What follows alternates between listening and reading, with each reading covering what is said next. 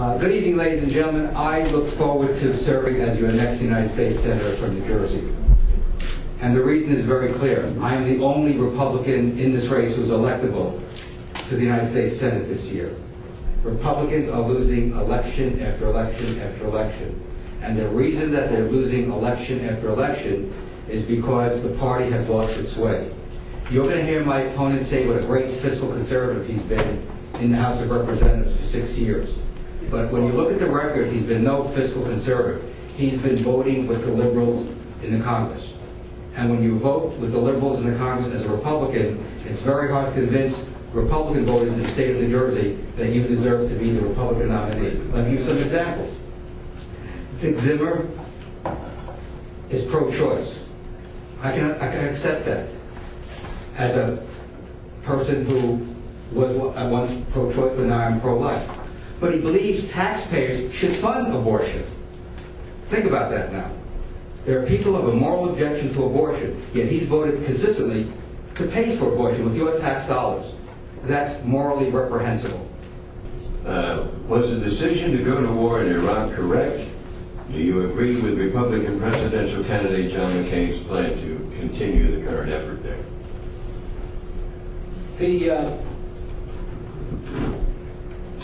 The decision to go to war is the most consequential decision that a member of Congress or a U.S. Senator can make. I'm not going to equivocate like Dick Zimmer on this issue. I supported President Bush going to Afghanistan to go after the perpetrators of 9/11. I was fully in support of that policy. It made sense. We were attacked. You go after the people who attacked you.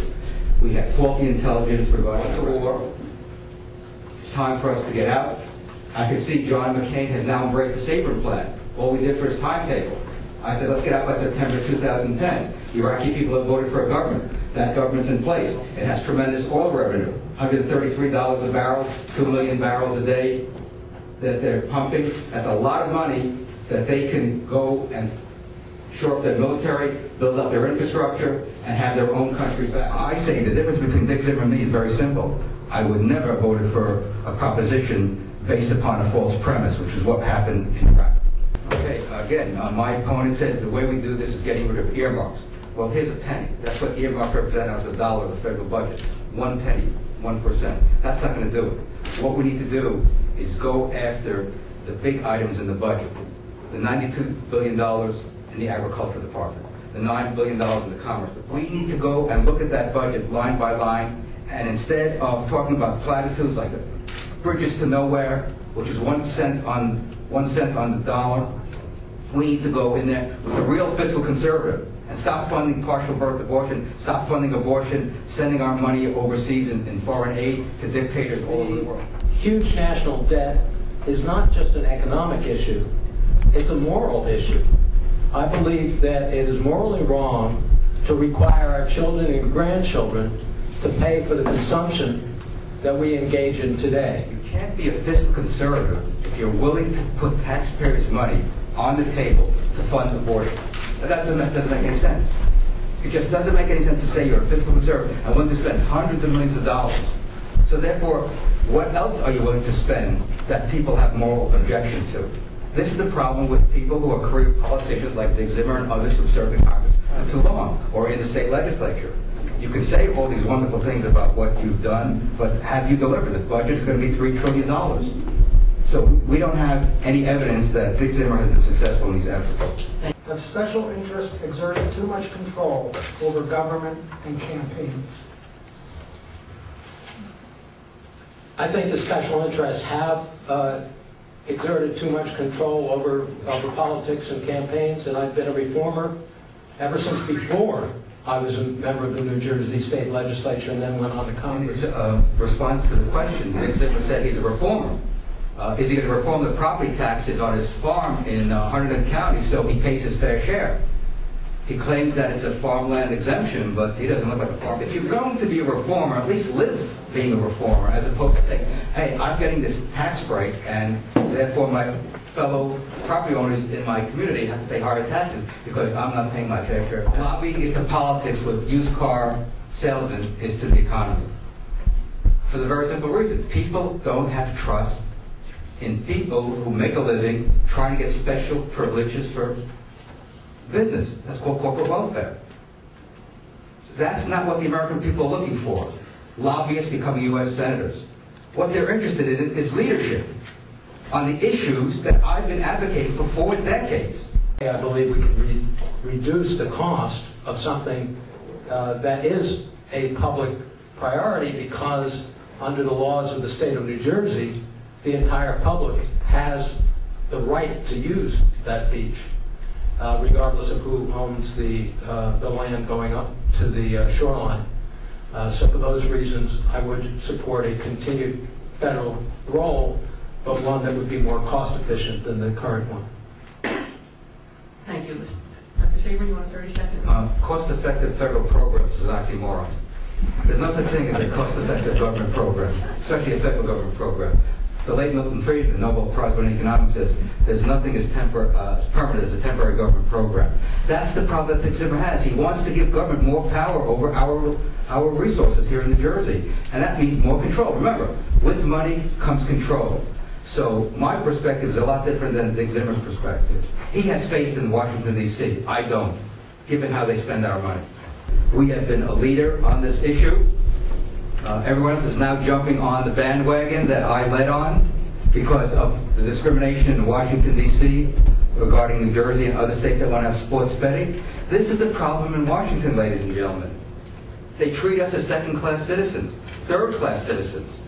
And what has Dick Zimmer done about that? Not much in the 6 years in office. I will go to Washington and be the firewall between bad policies and the people of New Jersey.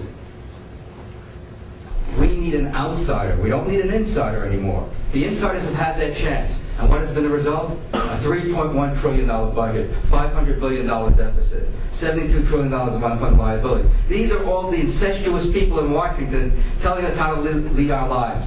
And the result is fiscal bankruptcy, moral bankruptcy. This is just the tip of the iceberg of what goes on in Washington. They abuse us, and then they want us to what? Applaud them for their abuse of us. I will not allow that to happen. There's been enough abuse in the world. No one has a better track record in this area than I have. I will stand up to any president, Republican or Democrat, who wants to tamper with the Bill of Rights. Because if you tamper with the Bill of Rights, like the First Amendment with McCain-Feingold, on free speech issues, on the Brady Bill with the Second Amendment, which Dick Zimmer voted for, I will not allow this government to do anything to violate the public's fundamental rights guaranteed under the Constitution. That is my solemn pledge to the people of New Jersey.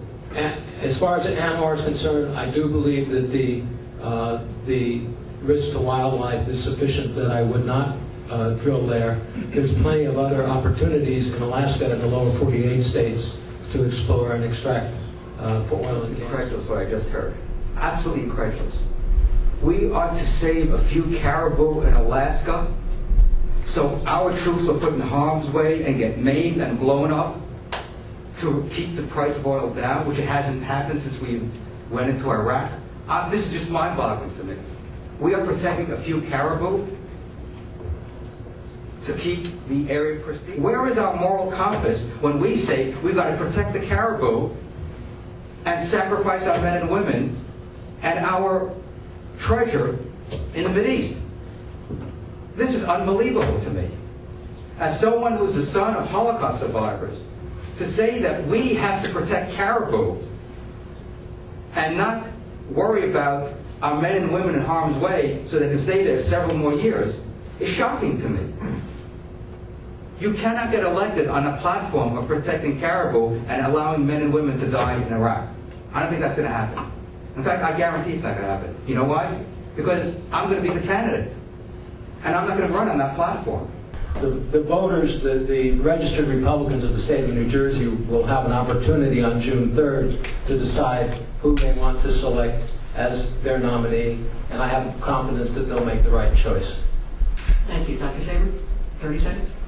Sure, they'll make the right choice. They'll vote for the person who has the most consistent record on fiscal conservative issues. And that's been me for 40 years.